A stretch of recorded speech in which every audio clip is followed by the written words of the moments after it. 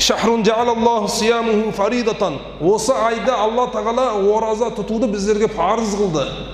Ораза біздерге парыз. Бір неше адамға тек қана Құран аятына рұқсат береді. Қалған адамдардың, әйел адам болсын, жаңағы балағатқа толған бала, қыз, ер адам, жұмыс жасайтын, жасамайтын, оларды білген жоқ. Алла тағала осы айдың оразасын, сиямуху фаридатан, осы айдың оразасын біздерге парыз қылды Алла тағала. Субханаллах.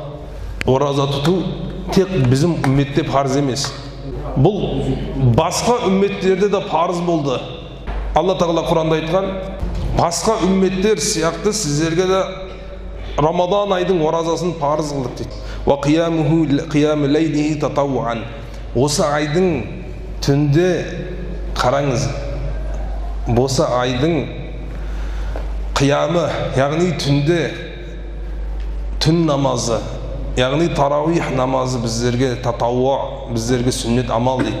Қараңыз, бұны кім қылды? Аллах тағала қылды деп жатыр. Қара, жаалаллаху сиямуху фаридатан ва қияму лейлатин татауан дейді. Аллах тағаладан бұйрық болғанын айтып жатыр бұл. Тарауихтың өзі де Аллах тағала бұйырды. Қараңыз, жаалаллаху сиямуху фаридатан. Алла тағала осы айдың оразасын парыз қылды. Тағы оның қиямын, тарауихын біздерге сүннет қылды дейді. Яғни тарауих намазының өзі біздерге сүннет.